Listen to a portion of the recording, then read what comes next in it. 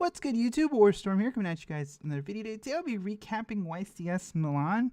I think since it's the latest YCS after the new ban list, I always tend to like to talk about these YCSs because they do kind of show where our format going to go. And with Prankids winning the whole thing, I'm going to talk a little bit about that deck today, as well as some of the other parts of the format that are running around. So all I'll do, we'll go ahead and pull up the top 32. So the top 32 slot, as you are seeing, is dominated by control decks.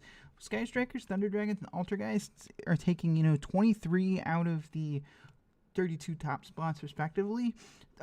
This is kind of interesting because with the new Neo-Spacian connector coming out, a lot of people were expecting Gumblar hand loops and with the Aqua Dolphin basically looping out your opponent's hand before they even get a turn.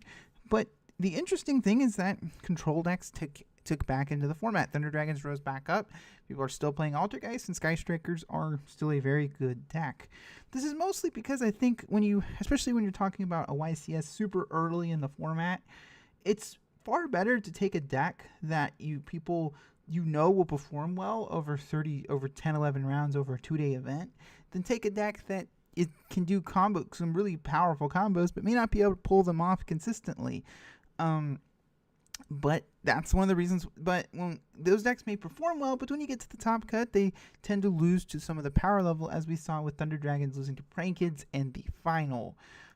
So it's interesting. There's also another interesting note is the slash draw FTK that was featured on stream.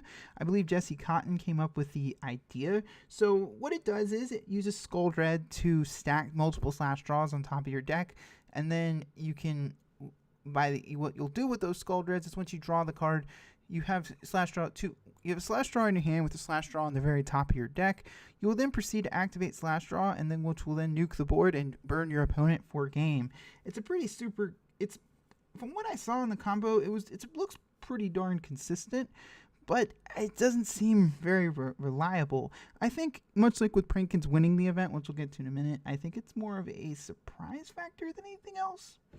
At least the way I see it. But it definitely is a factor. Dark Warrior only took 2 out of the top 32 slots, along with some danger decks running around. Then we had one Jeff 9 FTK, which deck is still consistent.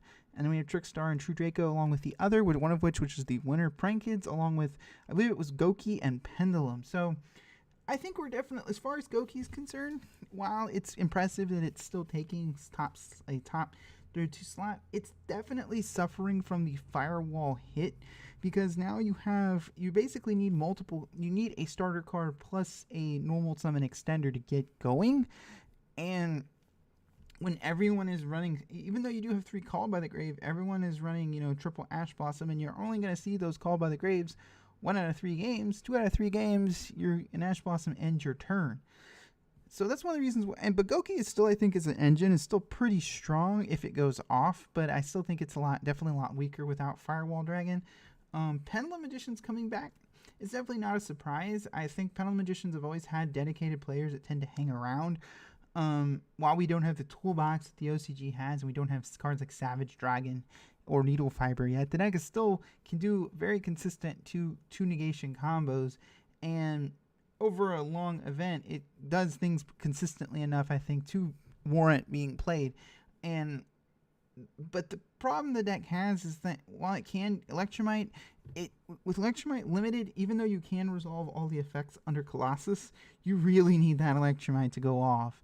And when people aren't main decking Ghost Ogre as much, but when people are playing hand traps like Impermanence and Veiler that hit Electromite, it's very hard for the deck to function as well as it used to when it was at 3.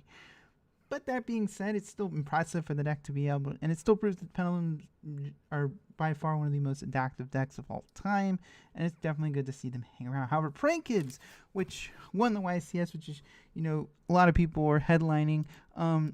One main thing I wanted to, as we pull up the deck list, one thing I wanted to talk about is this another fluke of a top, or is it a deck that can hang around? Now, the winner of the YCS did note that a lot of people did not know how to play against the deck, and that's with a brand new deck. That's always definitely a factor, particularly when you have cards like Battle Butler that are chainable Regeki. When you have cards like the Link 4 for the deck, I can't remember its name. That's a Harpy's Feather Duster. People just didn't know how to play against the deck, as the winner said. Now, the deck has its strengths. All the monsters float upon being Link summoned. The fusion, being a hybrid of Link and Fusion summon, is darn strong. It can summon Totally Awesome, which is still a really powerful card. But the interesting thing I found about this deck list is he's main decking Invocation without playing, any other invoked cards, mostly because Colossus prevents searching, and Droll and Lockbird was very prevalent at this event, so you can't really justify a card like King of the Swamps that loses to Droll when you really need your Doodle-Doo search to go off. And I think looking at how he built the deck, it's very definitely looks like it's designed to go first. Set up your combos, set up your board, and then side deck for going second with things like Impermanence, Denko, Evenly Matched, Gamma. Important thing about Gamma is that it slips under Midbreaker Field, which is relevant when you're playing against, the combo decks. But is this another fluke like World Chalice was? It's difficult to say. Whenever you have a deck that's good like this, people will buy out the card, people will start playing it, and then people figure out what to do against it. The deck has its biggest flaw, I think, is over-reliance on the graveyard. And when you have because all the monsters have, the deck's greatest strength is how well it floats, and how all the monsters float into more monsters when they're used for a Link or Fusion summon. But without the graveyard, it can't really function or do those things. And now the Links can still use their effects to bring things out of the grave, but when you can't float out of the grave, that's one of the deck's greatest strengths, and losing that. I think the deck is pretty good, but once people realize how to properly, when people start packing things that the deck loses to, such as Silent Graveyard, such as maybe playing an Abyss Dweller in your extra deck, it's going to be a lot more difficult for the deck to be as good.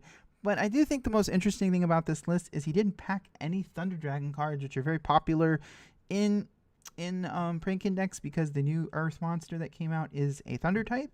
So, but the Boral Dragons, the deck can easily, the thing that I think the deck's greatest strength is that you can set up going first and then easily OTK turn 3 and then side when you go second and OTK turn 2 with the Boral Dragons. And as you can, and the deck does that very easily. So I do think the deck is really strong, but it definitely still has its problems and flaws, I think, if it wants to be able to compete with the top decks. But it is awesome to see. But I do think it's a bit fluky, and we need to kind of wait and see what the deck's going to do from here. So anyways, guys, about comes the end of the video game. What you guys think of YCS Milan? Are you excited to see Prankids top? Are you going to break out your Prankids deck? Or is it a bit of a fluky deck, and you're just waiting for the next ban list to play the next format? Anyway, guys, as always, thank you guys for watching. Warstorm, signing out.